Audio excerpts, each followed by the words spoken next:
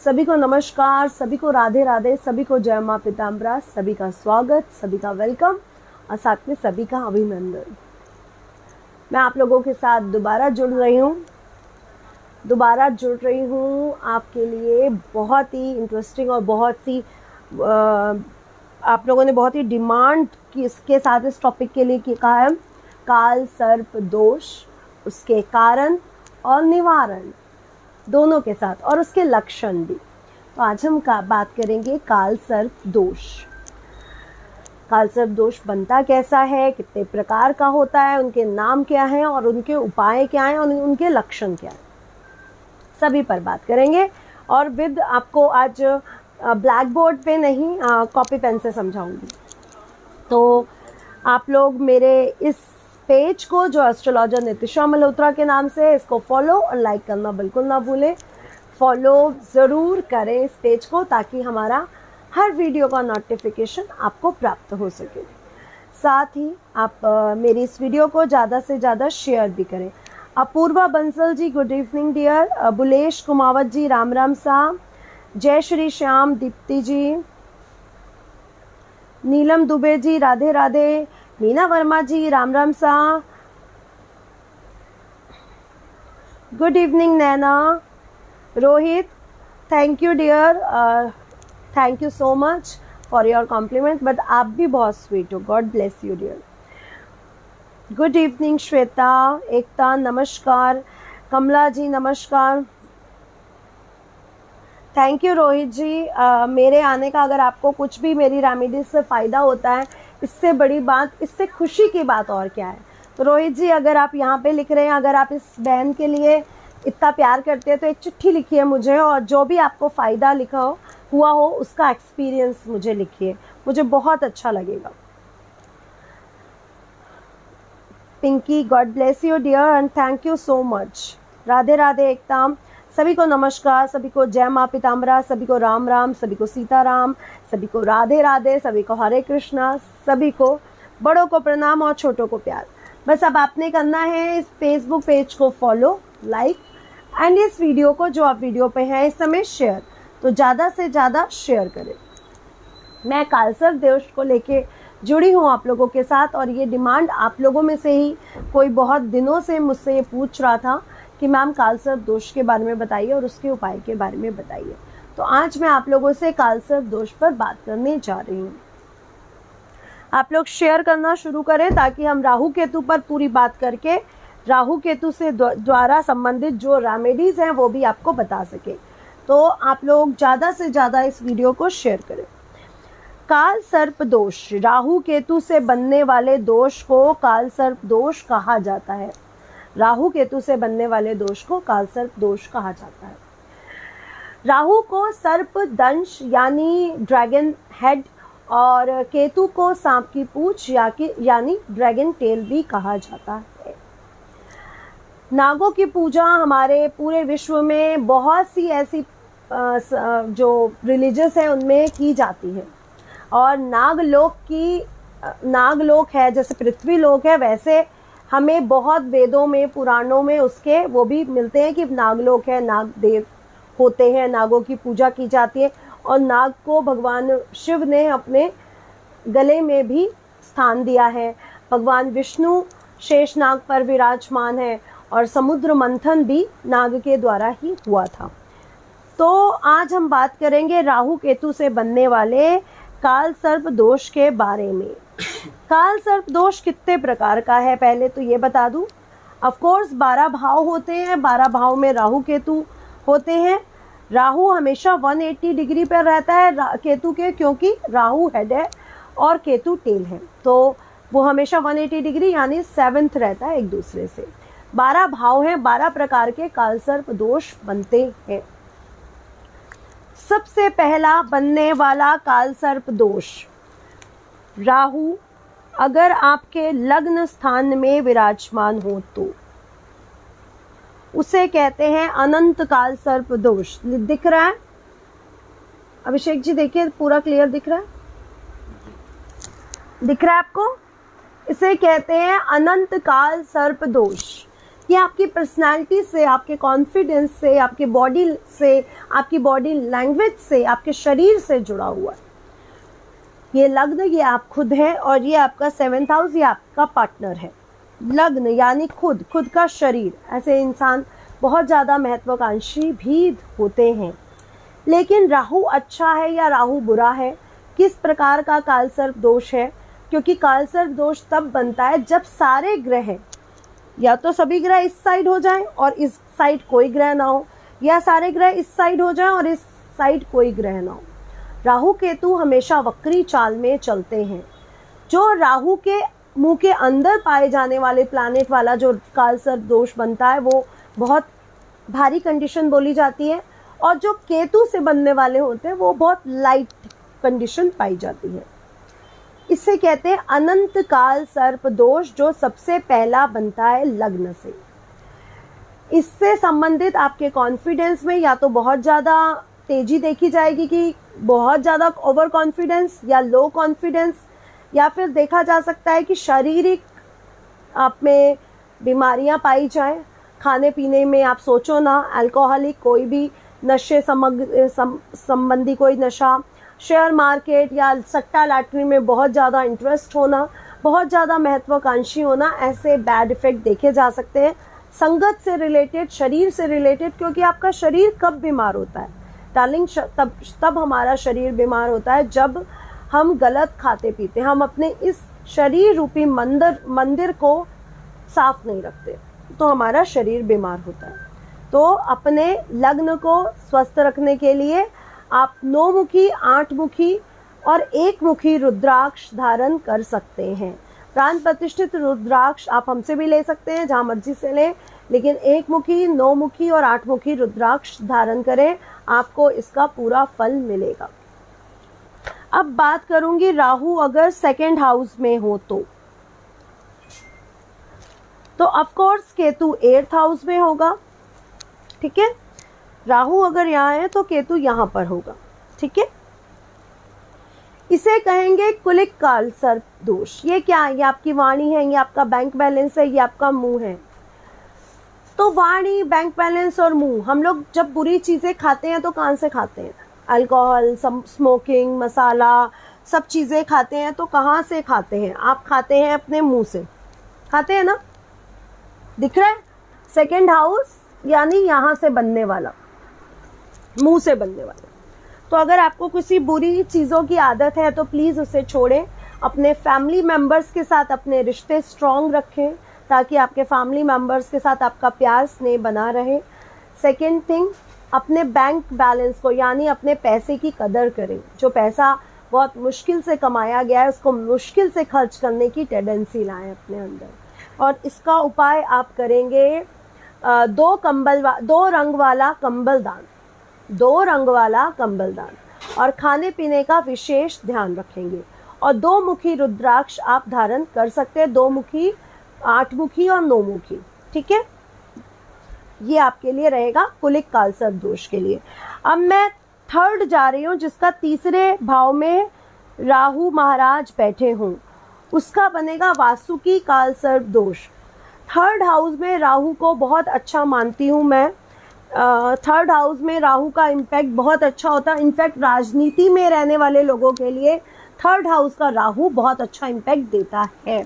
आपको दिख रहा है 3rd हाउस का राहु, वासुकी कालसर्प दोष। इसके लिए क्या करें?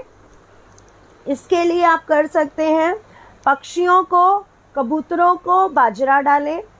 2nd थिंग 3 मुखी, 8 मुखी और 9 मुखी रुद्राक्ष धारण कर सकते हैं। इसके इम्पैक्ट क्या हैं?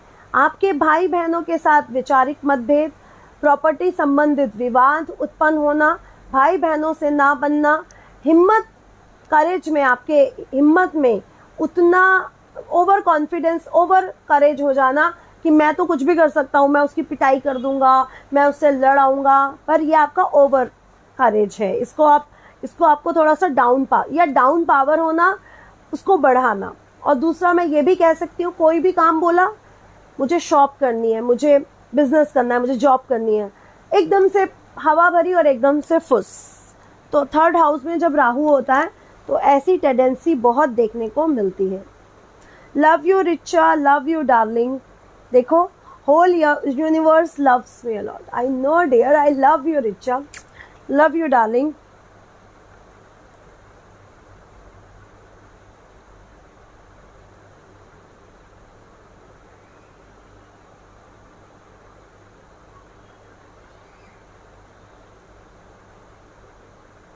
नैना जाना, एक बात बोलूं, भले ही मैंने आपका क्वेश्चन अभी तक शायद नहीं लिया, लेकिन अब जरूर लूंगी जब भी लूंगी. नैना, लव यू डार्लिंग. आपने मुझे 4 हार्ट्स भेजे, मेरी तरफ से इन्फिनिटी जितना प्यार आपको. Love you dear, love you, God bless you. आप फॉलो कर रहे हो, थैंक यू. आपको रेमेडीज का ज़रूर फ़ायदा मिलेगा, और आपके घर में अगर कालसर्प दोष है तो इसको सुने और इसको फॉलो करें, आपको उसका भी फल मिलेगा. सेकेंड थिंग, ज़्यादा से ज़्यादा मुझे प्यार देते रहें, क्योंकि मुझे आप लोगों से बहुत प्यार चाहिए, बहुत प्यार चाहिए, बहुत लाइक और बहुत शेयर भी चाहिए. मुझे लग रहा है कि आप लोगों को दिख रहा है मेरा note pad. Thank you everyone. मुझे कुलिक कालसर्प दोष है. ओके डार्लिंग लीना, अब बस आपको कुलिक का भी बताने जा रही हूँ. Leena, love you dear. अब इसका इम्पैक्ट हो गया. अब मैं आ रही हूँ 4th हाउस पर. अगर आपको 4th हाउस में राहु है तो केतु आपका होगा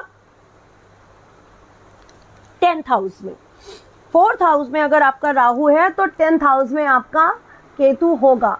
ये कौन सा काल सर्प दोष है? ये है शंखपाल काल सर्प दोष. इसे कहते हैं शंखपाल काल सर्प दोष. ये क्या है? ये हमारी माँ का घर है, ये हमारे सुख का घर है, ये हमारी प्रॉपर्टी का घर है, ये हमारी रेमेडी, हमारे लग्जरी का घर है. डियर, मैं तो लग्न कुंडली से लेती हूँ. अगर चंद्र कुंडली से भी काल सर्प बन रहा है तो भी डार्लिंग हम चंद्र से भी काल सर्प मानते हैं. अगर चंद्र कुंडली से काल सर्प बनता है तो भी हम मानते हैं, लग्न कुंडली से बनता है तो भी मानते हैं. चंद्र कुंडली या फिर यहाँ पर आप चंद्रमा बिठा लो और फिर पूरी कुंडली भी ना बना लो. लग्न कुंडली, जो आपकी लग्न कुंडली लैपटॉप फोन पे आप जब किसी भी ऐप से निकालते हो. ठीक है डियर? किसने पूछा था लग्न कुंडली? या हाँ जी, संदीप सिंह जी ने पूछा था. ठीक है डियर संदीप जी, लेकिन डार्लिंग शेयर भी करते रहिए. हाँ जी, कालसर्प दोष आगे नहीं बढ़ने देता. आगे नहीं बढ़ने देता मीनिंग वो रुकावटें पैदा करता है, यानी वो हडल्स देता है, स्ट्रगल देता है लाइफ में.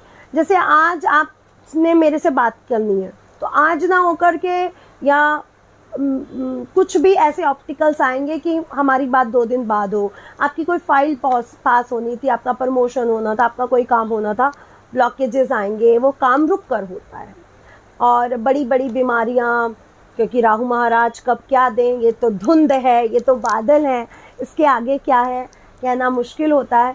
बड़ी बड़ी बीमारियां, बड़े बड़े एक्सीडेंट, बड़े बड़े लाइफ में बहुत बड़ी जगह पर पहुंचना या बिल्कुल गर्त में गिर जाना, ये राहु महाराज के चर्चों से ही होता है. राहु महाराज की कृपा से ही आप बिल्कुल एकदम 1 मिनट में ऊपर और 1 मिनट में नीचे गिर सकते हैं.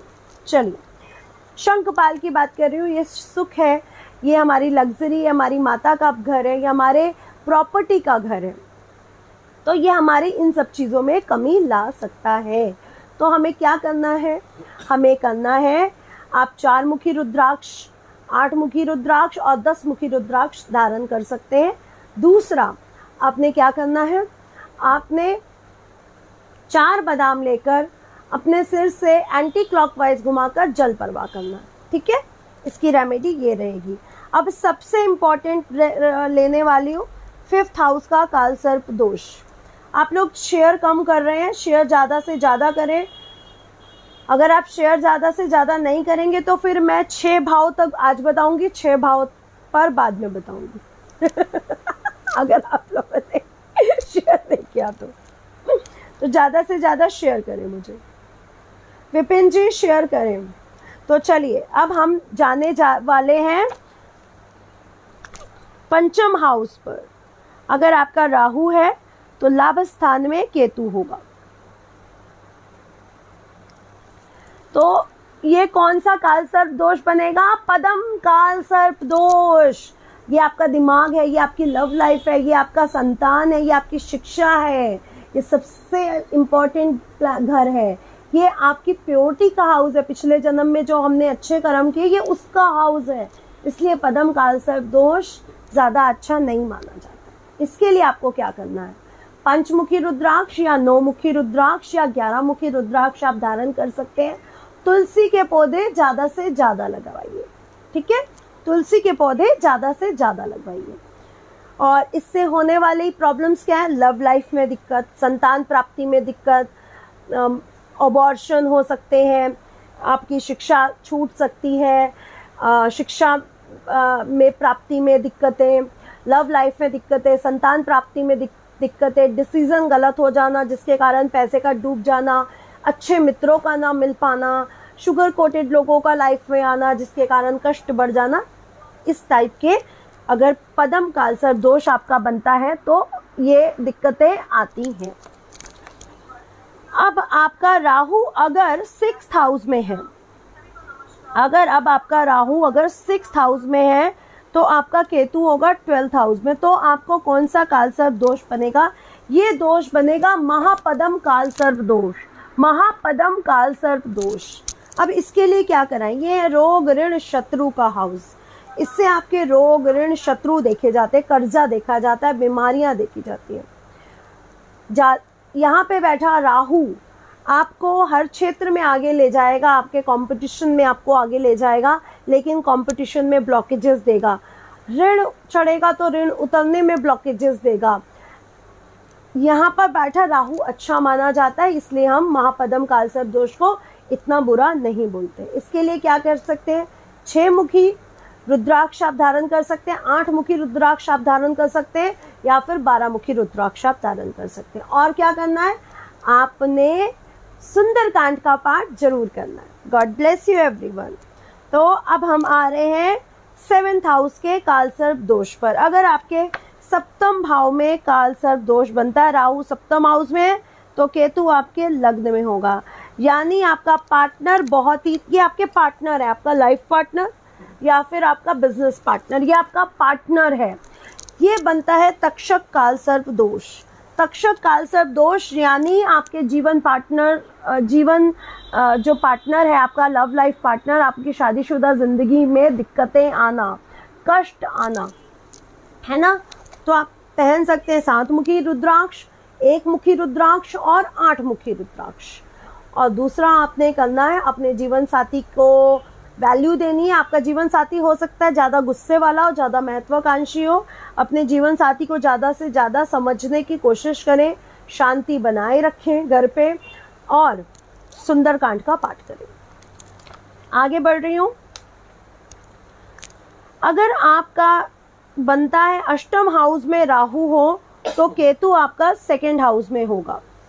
अब 8th हाउस में राहु से मैं सर्कल बनाना शुरू कर रही हूँ ताकि आपको सर्कल से समझ में आए। यहाँ पे अगर राहु हो तो केतु यहाँ होगा, यहाँ अगर राहु हो तो केतु यहाँ होगा। इस काल सर्प दोष को कर्कोटक काल सर्प दोष कहते हैं। ये काल सर्प दोष, ये आयु है आपकी, और ये आपका धन है, वाणी है।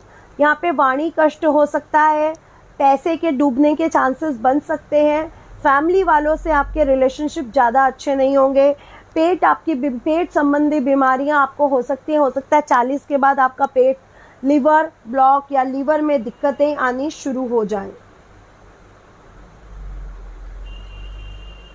मैम मोलीवियो क्या होता है, बताइए क्या चीज़ है मोली तो इस धागे को कहते हैं, लाल धागे को मोली कहते हैं।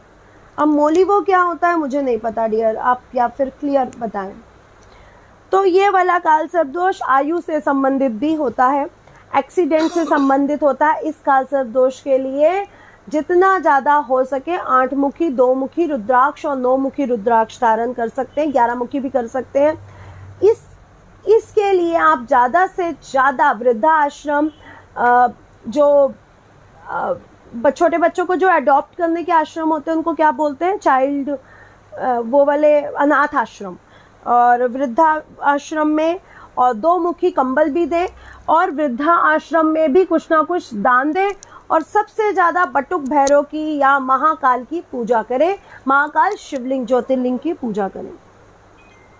अब आपका राहु अगर 9th हाउस में है, केतु आपका 3rd हाउस में होगा, तो ये धर्म स्थान है, ये धर्म का स्थान है, ये दादा बाबा का स्थान है, ये हमारे धर्म को दिखाता है। ये है शंखचूड़ काल सर्प दोष, ये पवित्रता का स्थान है।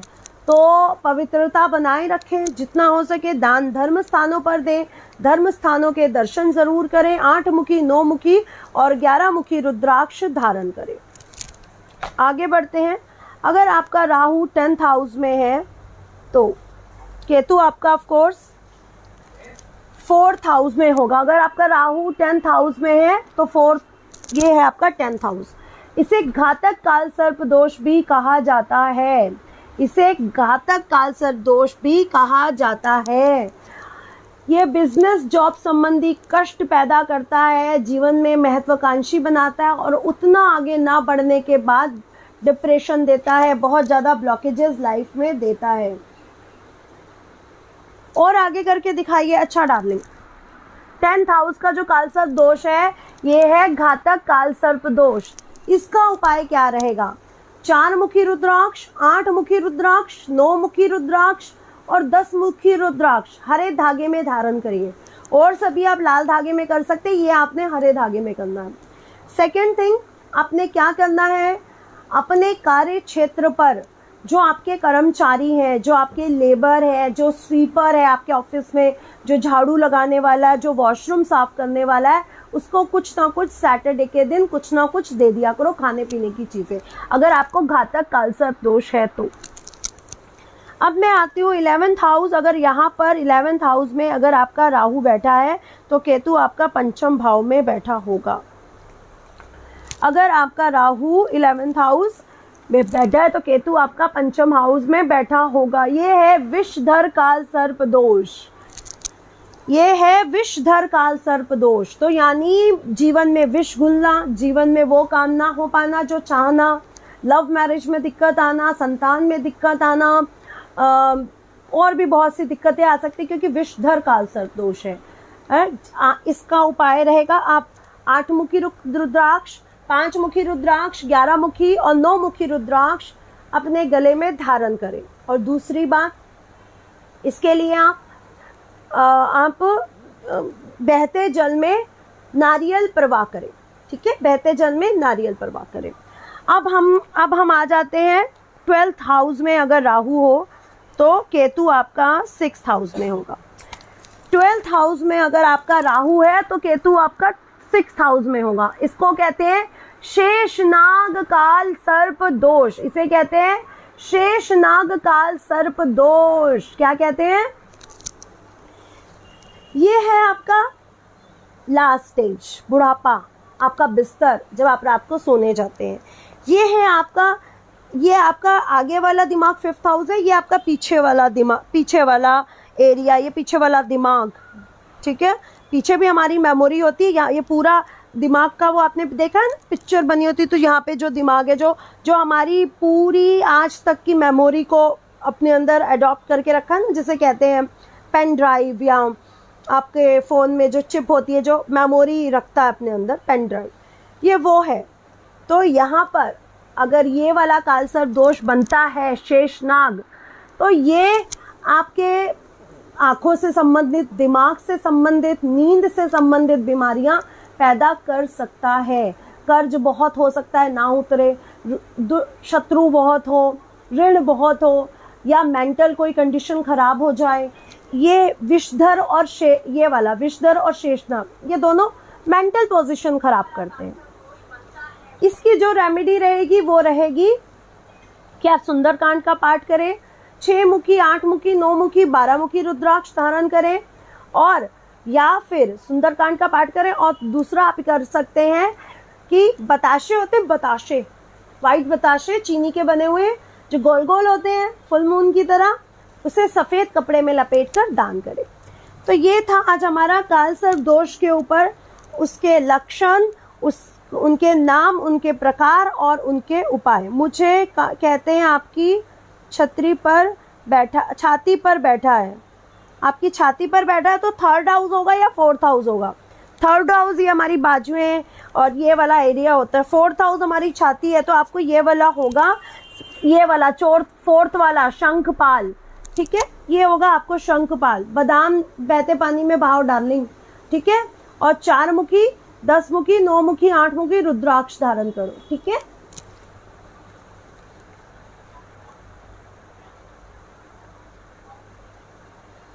हाँ जी सुधा जी, बिल्कुल बिल्कुल बिल्कुल। और जब आप पीपल के पेड़ पे तर्पण करोगे तो आप उसमें गाय का कच्चा दूध जरूर मिलाओगे, और चावल भी, जौ और तिल तो रहेंगे ही रहेंगे, चावल भी रहेंगे, ठीक है डार्लिंग।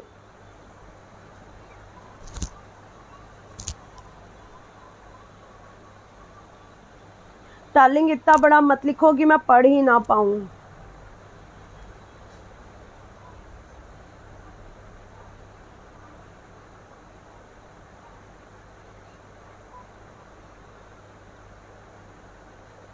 ज्योति जी का तो ओके आ गया। ज्योति जी गॉड ब्लेस यू ज्योति जी, लेकिन शेयर डार्लिंग कर दो, आपने शेयर नहीं किया हुआ। सुधीर जी लिख रहे कितना नारियल परवाह करना, आपको कौन सा है डियर, आप मुझे ये बताएं सुधीर जी, आपको मैंने कौन सा बताया है।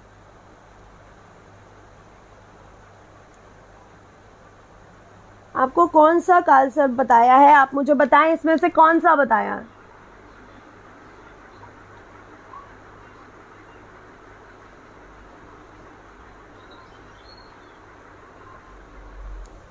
बताइए, क्योंकि या इसमें बोला होगा या इसमें 11th में बोला होगा, किस में बोला है। आई एम शनि की ढैया, ओके, शनि की ढैया में काले उड़द की दाल का, हाँ जी। आप इसमें आपको अगर नारियल दान करना है तो आप एक नारियल लेंगे और बादाम अपने उतने लेंगे जितने आपके फैमिली मेंबर्स हैं, उतने साबुत खड़े बादाम लेंगे और एक नारियल लेंगे, ठीक है डार्लिंग।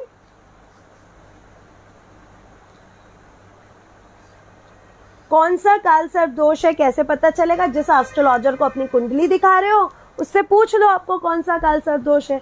क्योंकि अगर आपको पूजा करानी होगी तो जो पूजा करेगा वो भी आपसे पूछेगा कि आपको कौन सा कालसर्प दोष है, तो आपकी पूजा उसी से होगी, जो आपको कालसर्प दोष होगा उसी नाम से आपकी पूजा होगी। सेकंड में है संदीप जी, सेकंड में है तो 2 रंग वाला कंबल बोला है डियर, 2 रंग वाला कंबल बोला है, 2 मुखी रुद्राक्ष बोला है, 8 मुखी रुद्राक्ष और 9 मुखी रुद्राक्ष।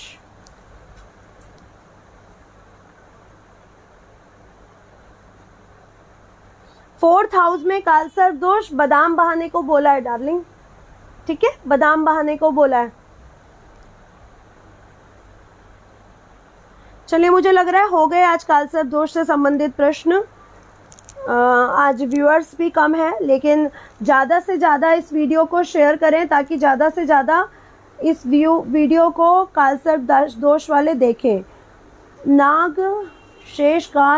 शेष नाग कालसर्प दोष की रेमेडीज बताएं डियर। बताई तो शेष नाग कालसर्प दोष की रेमेडी। आपने करना क्या है, बताशे होते हैं, बताशे वो बहाने हैं, और दूसरा आपने 12 मुखी, 6 मुखी, 8 मुखी रुद्राक्ष पहन सकते हो और सुंदरकांड का पाठ कर सकते हो, ठीक है।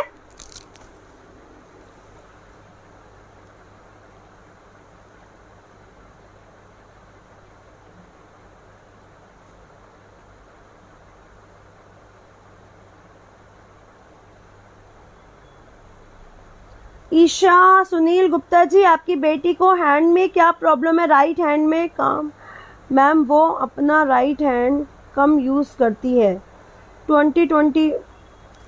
डार्लिंग क्या बात कर रहे हो, राइट हैंड कम यूज़ करती है, अभी वो पैदा हुई है, 1 साल की है। कोई अपने राइट हैंड को ज़्यादा यूज़ करते हैं, कोई अपने लेफ्ट हैंड को ज़्यादा यूज़ करते हैं। So don't worry, negative energy बिल्कुल नहीं लाओगी अब डार्लिंग, उसके दोनों हाथ बिल्कुल ठीक है, ऐसे मत सोचो, ठीक है। मालिश करो उसकी, और मालिश जो आप करो वो करो सरसों के तेल से, तिल के तेल से उसकी थोड़ी सी हाथ की मालिश मसाज कर दो, ताकि अगर ब्लॉकेजेस हैं तो थोड़ी सी ब्लॉकेजेस खुल जाएं।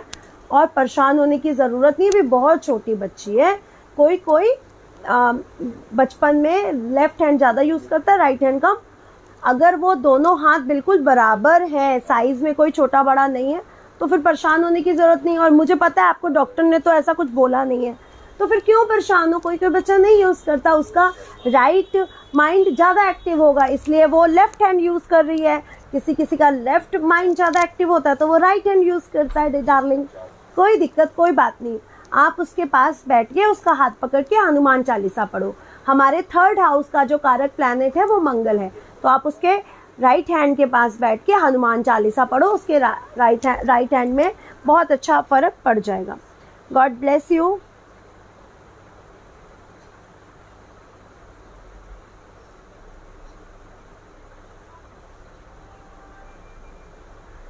तो फिर ईशा सुनील जी, आप उसका पूरा बर्थ चार्ट एनालिसिस कराएं, यहाँ पर बताने से कुछ नहीं हो पाएगा, फिर मैं उसका पूरा बर्थ चार्ट एनालिसिस करवाना चाहूंगी डियर। रुद्राक्ष आप बहुत जगहों से ले सकते हैं, आप हमारे संस्थान से प्राण प्रतिष्ठित 21 दिन की पूजा के बाद भी ले सकते हैं। इसके लिए आप अभिषेक जी को कांटेक्ट करें जो 8933807108 पर व्हाट्सएप द्वारा कर सकते हैं, नहीं तो आप जहां से लेना चाहे वहां से ले लें। हमारे साथ हमारे पास पूरा आपके गोत्र से, आपके नाम से प्राण प्रतिष्ठित करवा के ही आपको मिलेगा।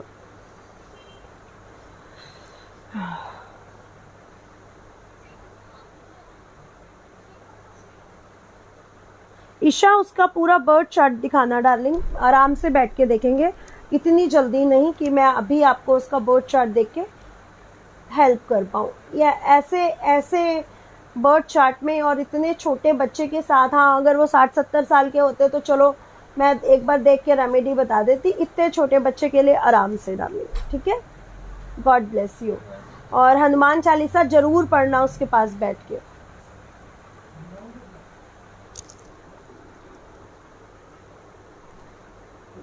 Thank you Anita darling, God bless you.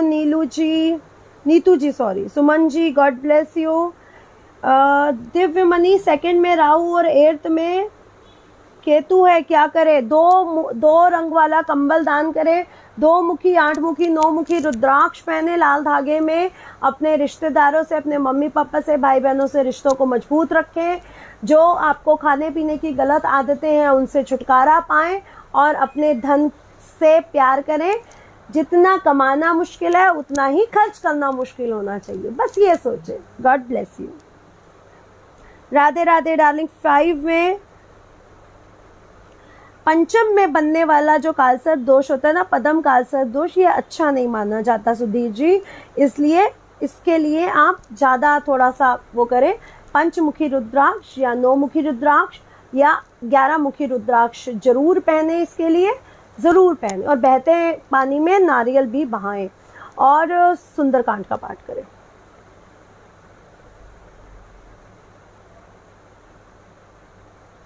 Leena जी आप क्या पूछ रहे हो? Thank you दिव्यमणि।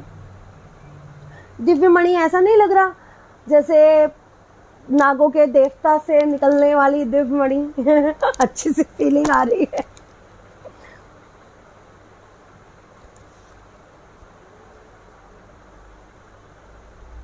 कुंडली देखने के लिए हमें आपका चाहिए date of birth, date of time, birth of time, birth of place, बस आप जहां जन्मे हैं वो स्थान और उसका स्टेट, आप जिस समय जन्मे और जिस दिन जन्मे, जिस माह जन्मे और जिस सन जन्मे हैं, बस, और हमें कुछ नहीं चाहिए। और ऑफ कोर्स आपका नाम। जय माता दी अमित सैनी जी, जय माता दी।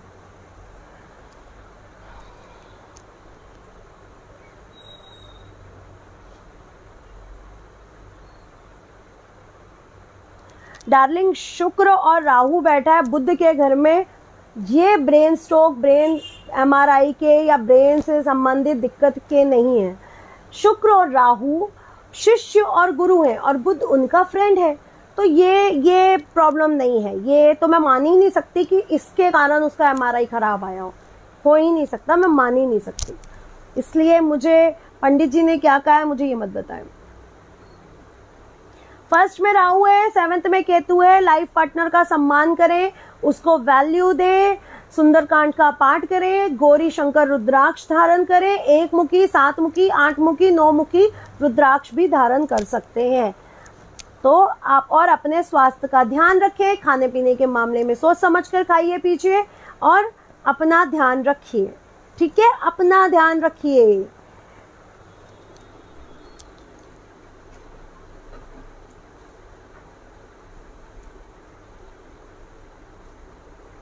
तो आपको पितृदोष भी है सुधा जी, पितृदोष है, इसलिए पितृदोष है, इसलिए आप पितरों की भी अभी जो अमावस्या आ रही है 6 अक्टूबर को 12 से 2 के बीच सीधा दान करें, जल तर्पण करें, किसी पंडित किसी ब्राह्मण द्वारा पूरा तर्पण करवाएं।